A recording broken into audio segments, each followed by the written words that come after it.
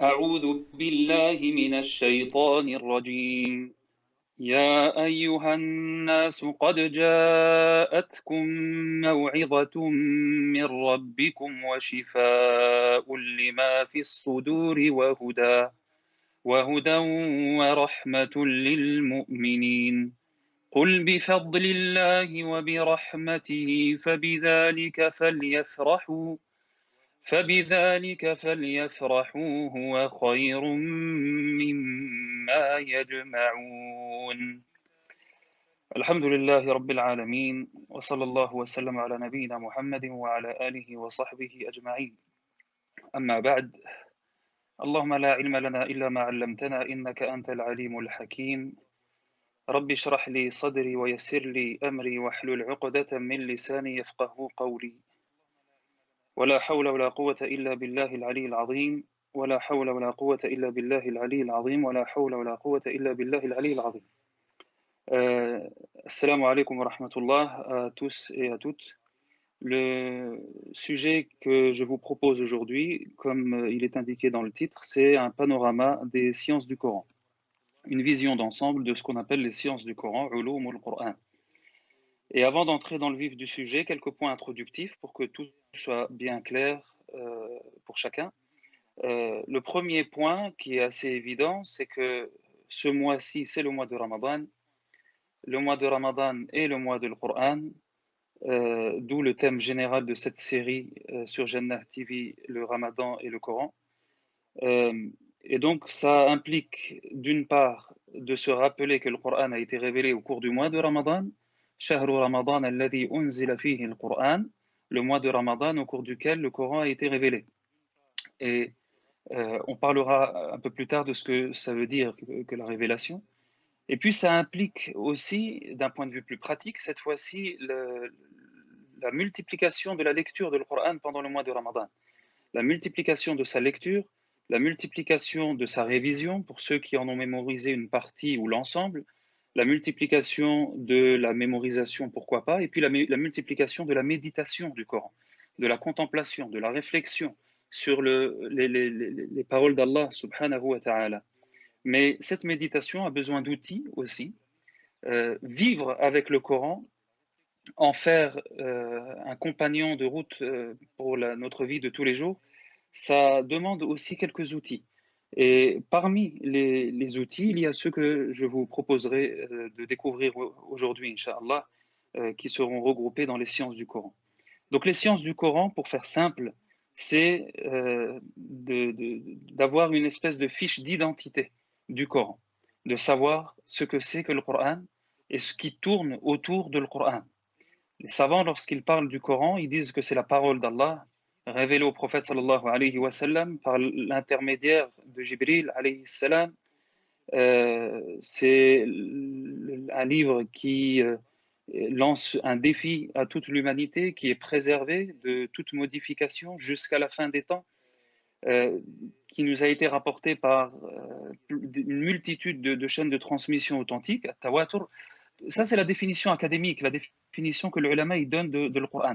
Mais qu'est-ce qui tourne autour de le Coran? Ce qui concerne le Coran, c'est ce qui va être dans ce qu'on appelle les sciences du Coran, ulum al-Qur'an. Et donc la définition de ce qu'on appellera ulum al-Qur'an, les sciences du Coran, c'est la connaissance de tout ce qui a attrait au saint livre, à la parole d'Allah subhanahu wa ta'ala, à travers plusieurs aspects. Et ces aspects, c'est ceux qu'on va voir. L'intérêt qu'il y a à étudier les sciences du Coran, ulum al-Qur'an, il est multiple.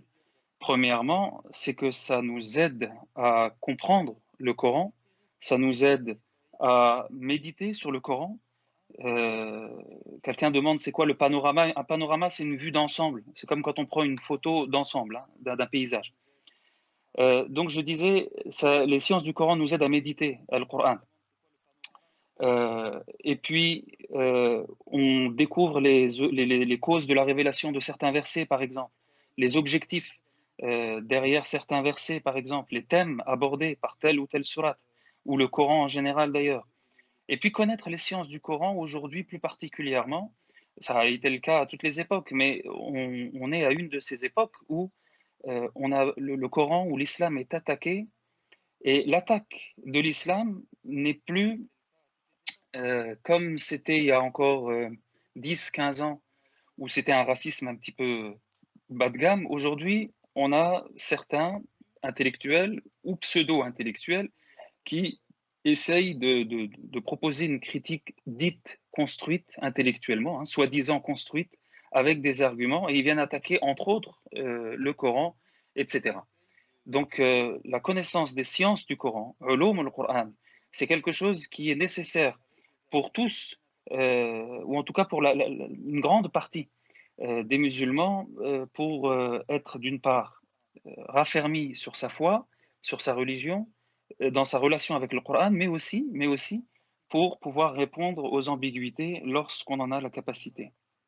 Et puis aussi, le thème des sciences du Coran, ça apporte euh, une culture générale islamique importante. Et le Coran, qui est la parole d'Allah subhanahu wa ta'ala, qui doit être notre compagnon de vie, comme je le disais tout à l'heure, eh bien, il est important de le connaître, ce livre-là. Et donc, ce qu'on appelle les sciences du Coran, il faut savoir que ça n'a pas existé depuis toujours sous cette forme-là, hein, comme la plupart des sciences religieuses, que ce soit la grammaire, le nahw, ou alors sarf, ou alors usul al-fiqh, etc., tous ces domaines un peu techniques des sciences religieuses. À l'époque du prophète sallallahu alayhi wa sallam, ça existait, même si ça n'avait pas ce nom-là, mais c'était inclus dans l'enseignement du Coran et de la Sunna.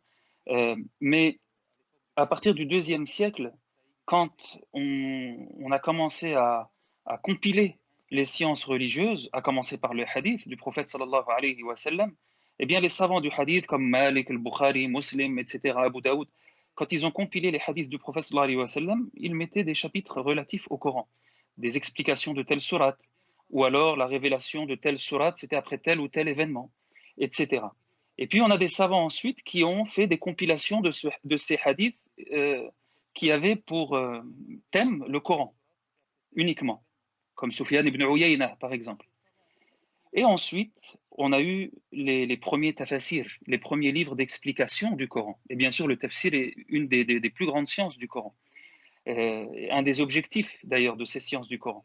Le tafsir, l'explication du Coran, à commencer par l'imam al-Tabari, Ibn Jarir al-Tabari, au IVe siècle, qui a compilé fin du troisième, début quatrième, qui a compilé son fameux exégèse, sa fameuse exégèse du Coran, sa fameuse explication du Coran. Et puis ensuite, on a des savants qui ont commencé à écrire sur des thèmes spécifiques, comme les causes de la révélation, pourquoi tel verset a été révélé, à quelle occasion, etc. Comme Ibn al-Madini, par exemple. On a des savants qui ont écrit sur les lectures coraniques, les différentes lectures coraniques, al-qira'at, on y reviendra tout à l'heure. Je disais le tafsir c'est l'explication du Coran. Hein. On a certains qui ont écrit sur l'abrogeant et l'abrogé, j'y reviendrai également. Hein. Donc des versets qui sont venus remplacer d'autres versets, j'en parlerai rapidement. Et puis on a ensuite eu une nouvelle génération de savants qui ont écrit dans les sciences du Coran en général, en faisant l'inventaire des sciences du Coran, donc tous ces domaines qui touchent au Coran, toutes ces choses intéressantes qui sont en rapport avec le Coran, comme Ibn al-Jawzi, par exemple, comme al-Zarkashi, comme al-Suyuti, dont le livre Al-Itqan fi ulum al-Qur'an est peut-être l'un des livres de référence, comme celui de Zarkashi d'ailleurs, Al-Burhan fi ulum al-Qur'an, ce sont des livres de référence. Donc voilà pour ce qui est des points introductifs. Je ne vais pas m'attarder plus que ça sur les introductions parce que le thème est long et j'ai envie d'entrer directement dans le sujet. Forcément, on ne va pas prendre les sciences du Coran en détail, comme le titre de cette intervention le suggère, panorama des sciences du Coran. Donc on va avoir une vue d'ensemble, Inch'Allah, sur ce que c'est que les sciences du Coran.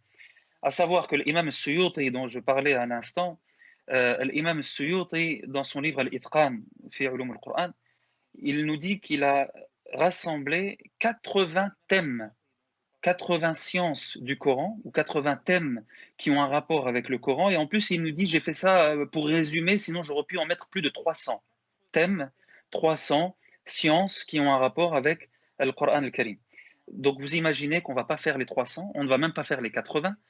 Par contre, on va essayer d'avoir une vision synthétique. Je vais essayer d'être le plus pédagogue possible, hein, de présenter les choses de façon le plus claire possible, les plus pédagogiques, didactiques, en essayant, et vous faites en sorte d'être concentrés aussi. Si certains peuvent prendre de quoi écrire aussi, je les encourage à le faire.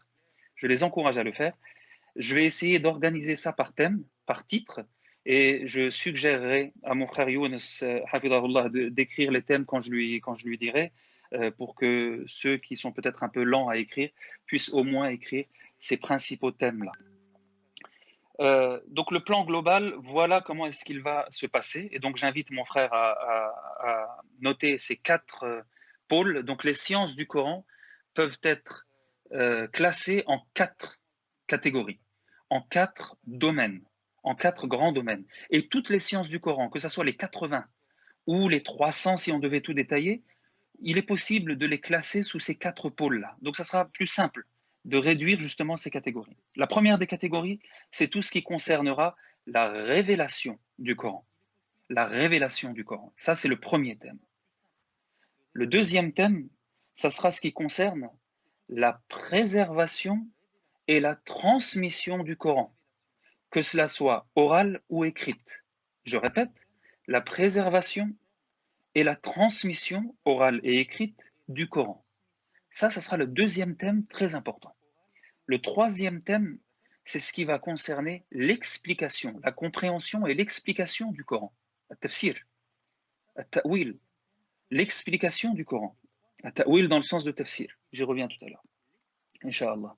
Et puis quatrièmement, c'est tout ce qui concerne les preuves que le Coran est bel et bien la parole d'Allah, subhanahu wa ta'ala. Les preuves que le Coran est bel et bien la parole d'Allah. Et donc les signes distinctifs, les signes miraculeux, les défis, al-i'jaz, etc. Donc voilà en gros le planning, le programme qui est devant nous. Premièrement, ce qui concerne la révélation du Coran. Deuxièmement, ce qui concerne sa préservation et sa transmission orale et écrite. Troisièmement, ce qui concerne sa compréhension et son explication, donc. Et puis quatrièmement, ce qui concerne les preuves que le Coran est bel et bien le livre d'Allah subhanahu wa ta'ala, azza wa jal. Alors commençons par le premier thème qui est celui de la révélation. La révélation, tanzil. Quand on parle de la révélation du Coran, on va parler de 3 choses. Donc 3 sous-thèmes, si vous voulez. Quand on parle de la révélation du Coran Karim, on va parler de 3 choses. Premièrement, la façon avec laquelle la révélation a eu lieu. La façon avec laquelle le Coran est descendu sur le prophète sallallahu alayhi wa sallam. Deuxièmement, les différentes catégories de révélation. Troisièmement, les causes de la révélation. Je synthétise encore une fois, hein, donc que ceux qui voudraient plus de détails ne m'en veuillent pas.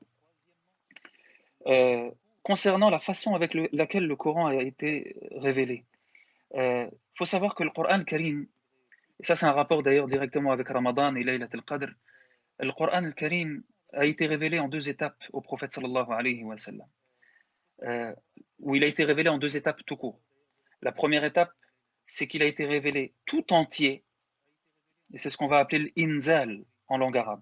Il a été descendu tout entier de Lawh al-Mahfouz, la table gardée dans laquelle tout est consigné, y compris les paroles d'Allah subhanahu wa ta'ala, jusqu'au premier ciel. Et c'est Abdullah ibn Abbas qui nous apprend cela. Et il nous dit même que cette première étape a eu lieu la nuit de l'Qadr. Lorsqu'Allah subhanahu wa ta'ala nous dit Inna anzalnahu fi laylatil qadr. Nous l'avons certes fait descendre la nuit de l'Qadr, ce qui est souvent traduit par la nuit du destin ou la nuit de la valeur. Ça a eu lieu justement en un coup. Le Coran en entier est descendu la nuit de l'Qadr. Et puis ensuite, la deuxième étape, c'est que le Coran, toujours la parole d'Abdullah ibn Abbas, radiyallahu anhuma, ensuite le Coran a été révélé par petits bouts au prophète sallallahu alayhi wa sallam sur une période d'une vingtaine d'années, nous dit Abdullah ibn Abbas, puisqu'il a arrondi, dans le détail c'est 23 ans, donc par petits bouts. tel et tel verset, telle et telle sourate, à telle occasion, à tel endroit, à tel moment, sont descendus sur le prophète sallallahu alayhi wa sallam. Et ça, c'est ce qu'on appelle at-tanzil. La première étape, c'est ce qu'on appelle al-inzal. Le verbe, ça sera anzala. Le deuxième, c'est tanzil. Le verbe, ce sera nazzala. Et le Coran al-Karim a regroupé ces deux façons. Allah subhanahu wa ta'ala nous informe que les livres précédents ont été révélés d'un coup à leur prophète, alors que celui-ci a été révélé au prophète sallallahu alayhi wa sallam, donc la deuxième étape, par petits bouts. Il nous dit subhanahu wa ta'ala dans Surat An-Nisa, la sourate des femmes, Ya ayyuhalladhina amanu, aminu billahi wa rasulih, wal kitabi alladhi nazzala ala rasulih, wal kitabi alladhi anzala min qabl. Ô vous qui avez cru, croyez en Allah et en son prophète, et croyez au livre qu'il a fait descendre, anzala, le verbe dont je parlais tout à l'heure, c'est-à-dire d'un coup, nazzala, c'est-à-dire en plusieurs bouts, qu'il a fait descendre à son prophète, et croyez aussi au livre qu'il a fait descendre d'un coup, anzala min qabl, qu'il a fait descendre auparavant. Donc le prophète sallallahu alayhi wa sallam a reçu le Coran en plusieurs petits bouts, et il y a, il y a beaucoup d'intérêt à cela, il y a beaucoup de sagesse à ce qu'Allah subhanahu wa ta'ala ait fait descendre le Coran al-Karim dans ces deux étapes-là. La première, c'est pour montrer déjà le bonus, si j'ose dire, la place qu'occupe le prophète sallallahu alayhi wa sallam par rapport aux autres prophètes. Lui, il a eu les deux façons, alors que les autres n'avaient pas les deux façons pour recevoir la révélation. Deuxièmement aussi, c'est que il y avait en cela un moyen de raffermir le prophète sallallahu alayhi wa sallam. Vous savez, il était attaqué de toutes parts. Et donc, quand la révélation venait au fur et à mesure, elle ne le quittait pas. Ce bonheur-là se renouvelait, ça lui renouvelait ses forces aussi. Allah subhanahu wa ta'ala nous dit à ce sujet وَقَالَ الَّذِينَ كَفَرُوا لَوْلَا نُزِّلَ عَلَيْهِ الْقُرْآنُ جُمْلَةً وَاحِدَةً كَذَلِكَ لِنُثَبِّتَ بِهِ فُؤَادَكَ وَرَتَّلْنَاهُ تَرْتِيلًا dans Surat al-Furqan, le discernement. Allah nous informe que les associateurs ont dit pourquoi est-ce que le Coran n'a pas été descendu d'un coup au prophète sallallahu alayhi wa sallam, jumlatan wahida, kadhalika linuthabbita bihi fuadak. Allah subhanahu wa ta'ala il répond mais c'est ainsi pour te raffermir, et il s'adresse au prophète sallallahu alayhi wa sallam. Donc c'est le premier intérêt pour lui, mais il y avait aussi un intérêt pour tout le monde, pour tous les croyants. Euh, Allah subhanahu à la fin de Surat al-Isra, le voyage nocturne, nous dit وَقُرْآنًا فَرَقْنَاهُ لِتَقْرَأَهُ عَلَى النَّاسِ عَلَى مُكْثٍ وَنَزَّلْنَاهُ تَنزِيلًا. Et c'est un Coran que nous avons disséminé, que nous avons fait descendre en plusieurs fois لِتَقْرَأَهُ عَلَى النَّاسِ عَلَى مُكْثٍ, pour que tu le récites aux gens tout doucement. Donc là, on a cette sagesse-là, la sagesse que les gens puissent apprendre petit à petit, petit à petit, parce que sinon, ça serait beaucoup trop dur. Donc, n'oublions pas que c'était des illettrés pour la plupart, les Arabes. Donc, ça a été une façon aussi de faciliter la mémorisation de Al-Qur'an, Al-Karim. Et puis, il y avait aussi un intérêt, c'est la progressivité, la pédagogie de la législation, pour que tout ne vienne pas tout d'un coup pour les croyants. Vous savez, Aïcha, radiallahu anha, elle nous dit, ou plutôt, alhamdulillah, au début à la Mecque, c'est plutôt la foi en Allah au jour du jugement dernier qui a été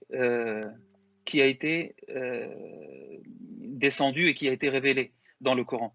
Si d'un coup, si dès le début il y avait eu l'interdiction de boire de l'alcool, l'interdiction de faire l'adultère, alors dans ce cas-là, il n'y en aurait pas beaucoup qui l'auraient suivi, ça aurait été trop dur pour eux. Donc il y a eu aussi la progressivité et la pédagogie. Je disais donc que le Coran est descendu d'un seul coup du 7e ciel au 1er ciel. Ensuite, il est descendu petit à petit sur une durée de 23 ans au prophète sallallahu alayhi wa sallam. Concernant la façon avec laquelle le Coran al-Karim a été révélé, il y a aussi ce qui concerne la façon avec laquelle le prophète sallallahu alayhi wa sallam recevait directement le Coran. Alors quelquefois c'était avec l'intermédiaire de Jibril alayhi salam. Gabriel venait et transmettait au prophète sallallahu alayhi wa sallam la parole d'Allah azza wa jal, que ce soit sous l'apparence humaine ou que ce soit dans un songe ou autre. Et puis quelquefois c'était sans intermédiaire, Allah subhanahu wa ta'ala révélait dans le cœur du prophète sallallahu alayhi wa sallam la révélation, ou même comme dans la nuit de l'Mi'raj, la nuit du voyage nocturne, le prophète sallallahu alayhi wa sallam a parlé directement avec Allah azza wa jal. Donc voilà en ce qui concerne le wahy. وما كان لرجل أن يكلمه الله وما كان لبشر أن يكلمه الله إلا وحيا أو من وراء حجاب أو يرسل dans une lecture أو يرسل رسولا فيوحي بإذنه ما يشاء. Donc à la fin de Surat al-Shura, la consultation, on a les différentes façons, les différents modes de révélation qu'Allah subhanahu wa ta'ala a voulu. Et puis concernant la façon avec laquelle le Coran a été révélé au prophète sallallahu alayhi wa sallam, il faut savoir que le Coran a été révélé au prophète sallallahu alayhi wa sallam en langue arabe. Et dans un premier temps, c'était la langue de Quraysh, le peuple du prophète sallallahu alayhi wa sallam. Seulement, et cette information-là nous est rapportée dans des hadiths qui sont mutawatira, qui sont ultra nombreux au plus haut degré d'authenticité. Le prophète sallallahu alayhi wa sallam, et Abu Ubaid est de ceux qui ont dit qu'ils étaient très nombreux au point d'être considérés comme mutawatir. Le prophète sallallahu alayhi wa sallam a demandé à Gabriel de demander à Allah de faire descendre le Coran en considérant les autres dialectes des autres tribus arabes. Et donc, Allah subhanahu wa ta'ala a accepté. Puis le prophète sallallahu alayhi wa sallam a demandé encore plus. Allah a accepté. Et ainsi de suite, jusqu'à arriver à 7 variantes, al-ahruf al-sab'a. Il y a une grande discussion entre les savants pour savoir ce que ça veut dire que l'ahruf al-sab'a, mais je résume en prenant l'avis qui semble être, wallahu a'lam, le plus probant, c'est qu'il s'agit de la prise en compte des dialectes, des prononciations des différentes tribus arabes. Et donc il y a eu ces 7 variantes, on peut dire, 7 prononciations. Le Coran a été révélé au prophète sallallahu alayhi wa sallam avec ces différentes valeurs, ou ces différentes prononciations, ces différentes variantes. Alors forcément, la grande sagesse qu'il y a là-dedans, c'est la facilité qui a été apportée par le Créateur, subhanahu wa ta'ala, pour les Arabes, pour qu'ils puissent assimiler le Coran. Concernant la révélation du Coran, vous avez, deuxième sous-point, vous avez ce qui concerne les types de révélation concernant le lieu, le temps. Vous avez par exemple, concernant le lieu et le temps, vous avez ce qu'on appelle le Coran mécois, les sourates mécoises. Et quelquefois, vous le voyez même à côté des titres des sourates dans les masahif, dans les mushaf. C'est écrit Makkiya, c'est écrit Madaniya, une sourate mécoise, une sourate médinoise. En gros, mécoise, c'est ce qui a été révélé avant l'hégire. La sourate médinoise, c'est celle qui a été révélée après l'hégire. L'hégire, c'est l'émigration du prophète sallallahu alayhi wa sallam de la Mecque lorsqu'il a tout quitté parce qu'ils étaient opprimés, oppressés, etc. Lorsqu'ils ont quitté la Mecque pour Médine, eh bien, les sourates qui ont été révélées avant cette émigration, c'est celles qu'on appelle les sourates ou les versets mécois. Et puis, vous avez les sourates ou versets médinois. Voilà, après, il y a beaucoup de choses à dire là-dessous, mais je me contente de cela. Et puis, vous avez, en ce qui concerne le temps, ce qui concernera l'ordre de la révélation. Quelles sont les premières sourates révélées ou les premiers versets? Quelles sont les dernières sourates ou les derniers versets révélés? Et puis vous avez des savants aussi qui essaient de remonter le fil et de savoir même dans quel ordre les sourates ont été révélées les unes après les autres. Ils vont dire la première sourate c'était ça, et ensuite c'est ça, et ensuite c'est ça, et ensuite c'est ça, etc., etc. Alors forcément, il y a des choses qui sont certaines, et puis il y en a d'autres qui sont approximatives. Les versions ne seront pas toujours authentiques, mais c'est des choses qui sont intéressantes aussi. L'intérêt qu'il y a là-dedans, ça sera concernant, par exemple, ce qu'on verra après, si on a le temps, mais ça va être difficile, l'abrogation. Lorsque des versets viennent corriger d'autres versets. Je donne l'exemple de l'alcool. Donc on a des versets qui nous disent qu'on ne doit pas approcher la prière en étant ivre, et puis vous avez d'autres versets où il nous est dit clairement qu'on ne doit pas approcher les boissons alcoolisées tout court. Et donc voilà pourquoi est-ce que vous avez certains individus qui prétendent que l'alcool n'est pas interdit. Tout ce qui est interdit, c'est de prier en étant ivre, parce que forcément, ils ne connaissent rien à l'islam et rien au Coran. Les versets qui viennent interdire catégoriquement l'alcool sont dans Surat al-Ma'idah, l'une des dernières sourates révélées. L'une des dernières sourates révélées. Tandis que ceux qui nous disent de ne pas approcher la prière en étant ivre, ou qui nous disent qu'il y a du mal et du bien dans l'alcool et que le mal est prépondérant largement, ça c'est Surat al-Baqarah, c'est Surat al-Nisa, C'est beaucoup plus tôt que ces sourates ont été révélées. Donc ça, c'est important d'avoir ça en tête. Et puis vous avez la possibilité aussi de comprendre et de voir à quel point Allah subhanahu wa ta'ala a révélé les différents commandements de manière progressive, petit à petit, comme je le rappelais à l'instant avec l'alcool. Et puis, troisième sous-point concernant toujours le grand thème de la révélation, il y a les causes de la révélation. Les causes de la révélation. Sachez que le Coran, les sourates, les versets du Coran, se classent en deux catégories. La première catégorie, c'est les versets qui sont descendus comme ça, sans qu'il y ait eu de cause particulière. Allah subhanahu wa ta'ala a révélé ces versets au prophète sallallahu alayhi wa sallam. Et c'est l'extrême majorité du Coran. Et puis, vous avez un certain nombre de versets, de sourates qui ont été révélés pour une cause bien précise. Que cela soit un événement particulier, que cela soit une question particulière qui a été posée au prophète sallallahu alayhi wa sallam. Et là encore, il y a un intérêt à connaître ce genre de choses, les causes de la révélation, c'est de mieux comprendre les versets. Alors attention, les savants disent certes que ce qui compte, c'est la portée générale du texte et non pas la cause particulière de sa révélation. Cependant, nul doute que la cause de la révélation d'un verset, quand elle existe, elle nous permet de comprendre ce qu'Allah subhanahu wa ta'ala veut nous dire par ce verset-là. Donc ça nous aide beaucoup à comprendre ces versets-là. Et puis il y a d'autres intérêts aussi, bien entendu, la progressivité de Tashri', etc., etc. De comprendre quelquefois, de savoir de qui il s'agit quelquefois quand les noms ne sont pas précisés, etc. Quelqu'un a posé la question, pourquoi alors dans ce cas-là, est-ce que le Coran n'a pas été révélé directement dans l'ordre du Mus'haf, ou alors pourquoi est-ce que le Mus'haf n'a pas été classé dans l'ordre de la révélation? Ça, c'est quelque chose vers lequel on reviendra certainement une autre fois, puisque on n'aura pas le temps d'y arriver, ou très rapidement, peut-être, pourquoi pas. Il nous reste à peu près 5 minutes, maximum 10, donc je vais essayer d'être bref, puisque je passe maintenant au deuxième grand pôle. Le deuxième grand pôle, après celui de la révélation, il s'agit maintenant de celui de la compilation du Coran et de sa transmission écrite et orale.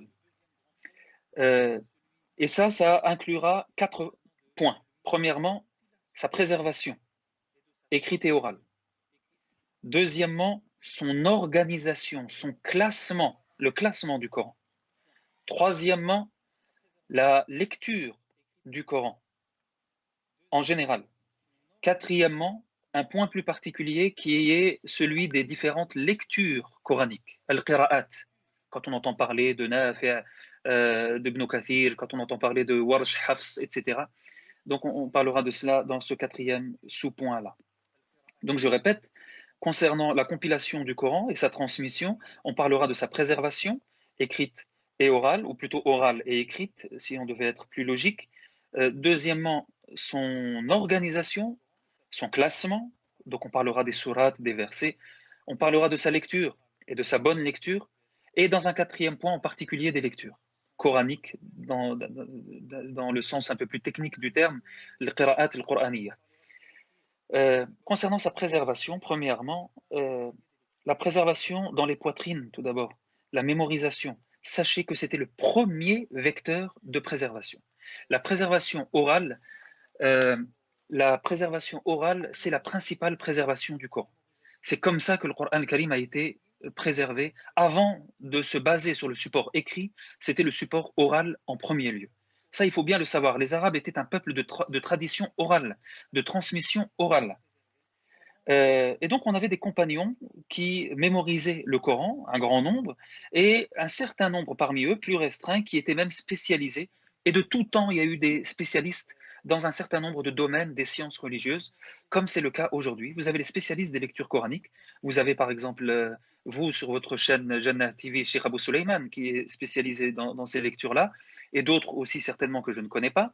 Et puis, bon, vous avez toujours eu. Donc, à l'époque des Sahaba, radiallahu anhum, c'était pareil. Vous aviez des spécialistes qui avaient récité le Coran Karim au prophète sallallahu alayhi wa sallam, qui avaient eu son aval, sa recommandation, etc. Quand on parle de la mémorisation du Coran, on parle éventuellement de ce qu'on appelle al-mutashabih, al-lafdhi. Vous savez, les versets qui se ressemblent beaucoup. pour ceux qui apprennent le Coran. Et ceux qui le mémorisent même, qui l'ont mémorisé complètement, c'est la principale difficulté. Al-mutashabihat, les versets qui se ressemblent beaucoup. Donc on en parle dans ces cas-là. Quand on parle de la mémorisation du Coran, on parle, et je crois que c'est un thème qui a été abordé il y a 1 ou 2 jours par un de mes frères et collègues pour ce mois-là, intervenants, c'est l'adab, la bienséance, le respect qui est dû au mushaf et au Coran. Donc, en gros, ce qui concerne la préservation du Coran. Je ne parle pas des mérites de la préservation, de la mémorisation du Coran, parce que ça, c'est quelque chose qui a déjà été abordé aussi. Et puis, vous avez aussi la préservation dans le mushaf. Cette fois-ci, la préservation dans le mushaf, c'est le... Pardon, hop, excusez-moi, il y a eu un accident. Donc, je disais la préservation de le mushaf. Il y a premièrement la compilation de le mushaf. Pardon, parce que j'ai eu un souci avec le téléphone. Voilà. Donc il y a eu la compilation, l'écriture, ou plutôt la compilation dans le mushaf. Alors sachez que l'écriture du Coran a eu lieu en plusieurs étapes. Premièrement, à l'époque du prophète sallallahu alayhi wa sallam, le Coran a été intégralement écrit. Donc n'écoutez pas et ne vous faites pas tromper par ceux qui prétendent que le Coran n'a été écrit que bien après la mort du prophète sallallahu alayhi wa sallam. Ceci est historiquement faux. C'est des gens qui ne savent pas ou qui parlent de ce qu'ils ne savent pas, de ce qu'ils ne connaissent pas. Le Coran a été écrit intégralement de son vivant. Le prophète sallallahu alayhi wa sallam, il convoquait à chaque fois des scribes, des gens qui écrivaient le Coran. Que ce soit le jour ou la nuit. Et ils écrivaient. Ils étaient un certain nombre d'ailleurs. Ils ne se contentaient pas d'un seul, sallallahu alayhi wa sallam. Ils faisaient en sorte qu'ils étaient toujours un certain nombre pour pouvoir écrire. Et ensuite, ils vérifiaient ce qu'ils avaient écrit et ils leur donnaient le cachet pour leur dire c'est bon, c'est juste. Et le Coran a été ainsi écrit intégralement du vivant du prophète sallallahu alayhi wa sallam. Seulement, ces écrits étaient éparpillés chez les compagnons. Et chacun aussi pouvait recopier, retranscrire ce que l'autre avait pu écrire devant le prophète sallallahu alayhi wa sallam. Donc ça, c'est la première étape. La deuxième étape, c'est que le Coran ensuite, à l'époque du califat de Abu Bakr, lorsque le prophète sallallahu alayhi wa sallam est mort et que Abu Bakr radiallahu anhu a pris le relais, il y a eu donc ce qu'on appelle Hurub al-Ahli Ridda, il y a eu des conflits et un grand nombre, notamment à l'Yamama, un grand nombre, 70 dit-on, de ceux qui mémorisaient le Coran par cœur, de ces spécialistes dont je parlais tout à l'heure, sont morts d'un coup. Et là, Abu Bakr radiallahu anhu, sous le conseil de Omar, a vu important et nécessaire de compiler tous ces écrits qui avaient été écrits devant le prophète sallallahu alayhi wa sallam et de les mettre en lieu sûr. Et donc, c'est là qu'on a eu Jam'u al-Suhuf. On a eu une compilation de tous ces écrits qui étaient en lieu sûr chez lui, chez Abu Bakr, chez le calife lui-même, qu'il a transmis ensuite à sa mort à Omar, le calife, radiyallahu anhu. Ensuite, Omar ibn Khattab a donné ça à la femme du prophète sallallahu alayhi wa sallam, qui était également sa fille, qui était Hafsa radiyallahu anha. À l'époque de Uthman, à la mort de Omar, à l'époque de Uthman, là il y a eu un autre contexte particulier. C'est que le Coran, walillah alhamd, s'était répandu dans toutes les contrées du monde islamique qui s'était fortement élargi, et il s'était aussi élargi à des régions qui n'étaient pas arabophones. Et donc les gens recopiaient le Coran. Quelquefois ils le recopiaient bien, quelquefois ils le recopiaient mal. Quelquefois ils le lisaient bien, quelquefois ils le lisaient mal. Ajoutez à cela que les différentes lectures dont je parle, ou je suis censé parler après, si j'ai le temps, Inch'Allah, ces différentes lectures se sont propagées aussi, mais les gens qui n'étaient pas connaisseurs ont commencé à se disputer au sujet de ces lectures-là. Ils ne savaient pas qu'il pouvait y avoir plusieurs lectures. Et donc les uns commençaient à insulter les autres en disant « vous modifiez le Coran ». Et les autres disaient au premier « non, c'est vous qui modifiez le Coran », etc. Donc là, Uthman, radiallahu anhu, sous le conseil cette fois-ci de Hudayfa ibn al-Yaman, l'autre compagnon, radiallahu anhu, a vu important, nécessaire, cette fois-ci de prendre ces feuillets qu'avait rassemblés Abu Bakr et d'en faire des copies, de les mettre par écrit cette fois-ci dans des masahif, des mushaf, des livres cette fois-ci qui étaient reliés. C'est ça la différence entre suhuf et le mushaf. Le mushaf, c'est relié avec des couvertures, etc. Et c'est pour ça que le mushaf, on l'appelle le mushaf al-Uthmani, le mushaf de Uthman. C'est que ces masahif-là sont conformes à ce que Uthman avait rassemblé, avait fait réécrire par Zayd ibn Thabit et une commission, on va dire, de spécialistes du Coran. Et il en a fait un certain nombre de copies qu'il a envoyées en compagnie d'un maître lecteur, d'un savant du Coran, donc transmission écrite, mais aussi orale, pour être sûr de bien lire. Il a envoyé tout cela dans les différentes régions du monde musulman. Walhamdulillahi Rabbil Alamin, ça nous pousse à être reconnaissants à nos pieux prédécesseurs, à quel point est-ce qu'ils ont été soucieux de préserver le Coran al-Karim. Et si aujourd'hui nous avons le Mus'haf et que nous pouvons lire le Coran exactement comme il a été révélé au prophète sallallahu alayhi wa sallam, de façon claire, nette, sans aucune ambiguïté, c'est notamment grâce à ces hommes-là qu'Allah subhanahu wa ta'ala avait choisi pour accompagner son prophète sallallahu alayhi wa sallam. Donc voilà pour ce qui est des étapes de compilation de le Mus'haf. Pour ce qui est de le rasm, l'écriture, ça aussi c'est un des domaines des sciences du Coran. Alors là je vais juste dire une phrase parce que le temps m'accule. En fait c'est que le Coran a été écrit en arabe bien entendu, mais dans certaines situations il y a des choses qui ne sont pas écrites de la façon habituelle qu'on connaît dans la langue arabe. Je donne un exemple. Par exemple, an, la, quelquefois ça sera collé, Allah, quelquefois ça sera séparé, an, la. Inna, ma, quelquefois ça sera séparé, inna, ma, quelquefois ça sera collé, inna, ma. Rahmat, quelquefois ça sera avec le ta marbota, quelquefois ça sera avec ta maftuha. Des choses comme ça. Ya ayyuha alladhina. Il n'y a pas de alif, de ya ayyuha. Donc le mahzouf, le thabit, etc., etc. Donc il y a ce genre de choses, ça s'étudie, c'est une science à part entière. Et puis quand on parle de cela aussi, de Mus'haf, on parle aussi de la bienséance quand on parle de Mus'haf, respecter le Mus'haf. Et donc je vous recommande le livre de l'imam al-Nawawi, l'imam al-Nawawi, At-Tibyan. Et là aussi je crois que le Cheikh Abou Sulayman faisait des cours là-dessus. At-Tibyan fi adabi hamalat al-Qur'an de Nawawi. Il est traduit, c'est un livre qui est magnifique justement et qui a un chapitre spécifique là-dessus. Et puis en gros, l'organisation du Mus'haf, l'ordre des sourates, l'ordre des versets, etc., etc. Ça, c'est quelque chose qui demande un peu plus de temps. Peut-être une autre fois, Inch'Allah, si Allah nous prête longue vie. Mais je préfère m'arrêter ici. Vaut mieux peu, mais bien assimiler que beaucoup et oublier, surtout que c'est bientôt l'heure de l'iftar.